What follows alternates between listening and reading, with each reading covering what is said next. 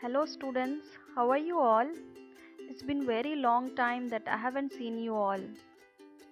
So in our previous class we have learned about different adaptations of animals, and today we'll learn about classifying animals using identification key. So let's begin. The world is full of different animals.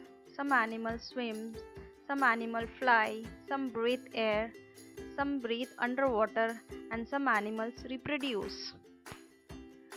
To understand the differences between the animals, we can sort them into different groups. Animals in the same groups share special characteristics that cannot be found in other groups. We can classify animals into 6 main groups, that is mammals, birds, fish, insects, reptiles, and amphibians.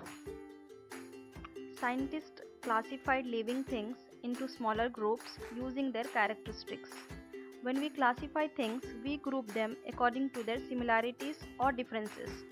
Living things that are similar in some ways are placed in the same groups. So, placing living things in groups based on their characteristics is called classification. The two largest group of animals are vertebrates and invertebrates. Vertebrates are animals that have spine or backbone or internal bony skeleton. Invertebrates are animals that do not have backbone or spine or internal bony skeleton. Most of the animals are invertebrates. Some examples are octopus, insects, jellyfish, lobsters, and many more creatures. Let us study about the classification of insects using identification key. Do all insects have common characteristics?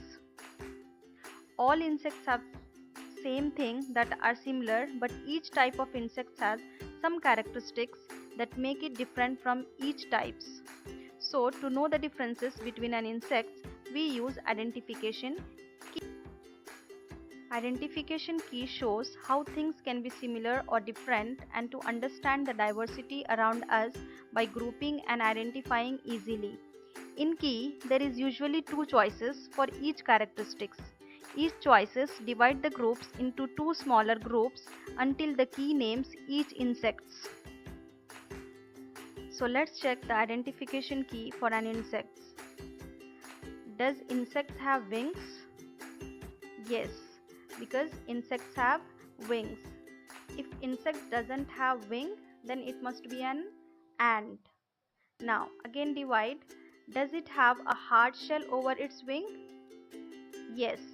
If it has hard shell over its wings, then it is a ladybird. If it doesn't have wings or hard shell, then again divide. Is it a striped? If it is a striped, yes, then it is a bee, because bee has a striped. If it is no, then again divide. Is it brightly colored? If it is yes, then we say it is a butterfly, because butterflies are brightly colored. If it is not brightly colored, then we can say that it is a grasshopper, because grasshoppers are light in colored. Let's study about another example, invertebrate animals using identification key. Does invertebrate have legs? If it is no, then divide it again. Does it have a shell? Yes. If it has a shell, then it is a snail. If it is not having a shell, then divide it. Does it have a body segments? If it doesn't have body segments, then it is a slug. If it is having a body segment, then divide it again. Does it have more than 15 body segments? If it is yes, then it is a worm. And if it doesn't have body segments, then it is a maggot. Then again go back. Does it have legs? If it is yes, then divide it again. Does it have 14 legs? If it is having a 14 legs, then it is a woodlouse, because woodlouse has 14 legs. If If it is not having 14 legs, then divide it again. Does it have 8 legs? Yes.